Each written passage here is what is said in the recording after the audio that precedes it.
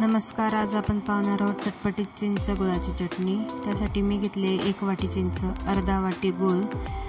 मी एका पॅन मध्ये आता पाणी गरम करून घेऊन त्यात चिंच आणि गूळ घालणार आहे।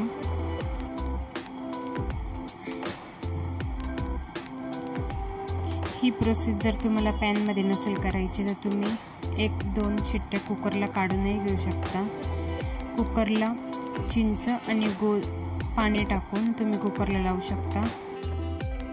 1-2 मिनिटं शिजवल्यानंतर तुम्ही बघू शकता चिंच व्यवस्थित शिजायला लागली आहे, आपला गूळही व्यवस्थित वितळला आहे। या ठिकाणी आपला गूळ पूर्णपणे विरघळला आहे, तरी आपल्याला 2 मिनिट आणखीन शिजवून घेऊया।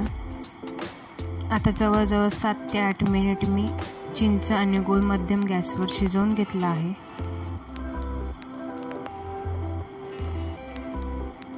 या ठिकाणी चिंच मऊ शिजली आहे। आता मी गॅस बंद केला आहे।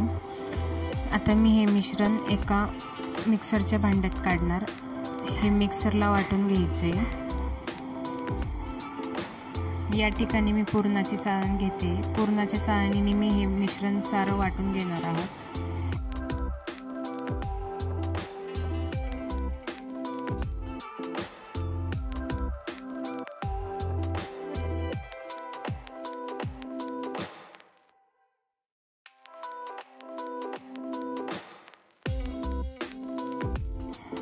या ठिकाणी मी हे सर्व मिश्रण गाळून घेतलंय। आता मी हे मिश्रण बारीक गॅसवर चांगले शिजू देणार।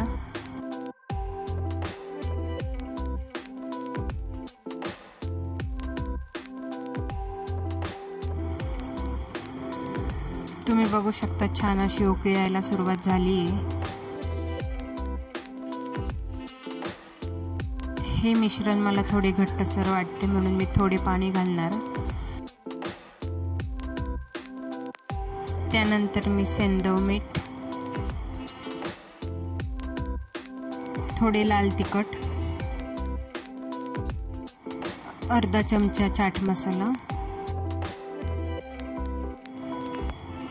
हे चांगले मिक्स करून साधारण 1 मिनिट आणखीन शिजवून घेऊ मोठ्या गॅसवर।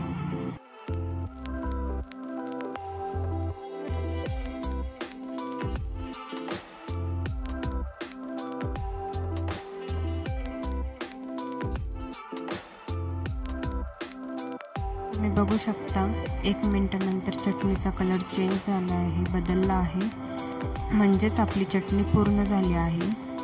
टेस्ट करून पहा। तुम्हाला जर गोडवा कमी वाटला असेल थोडी पिठी साखर घातली तरी चालेल तुम्ही।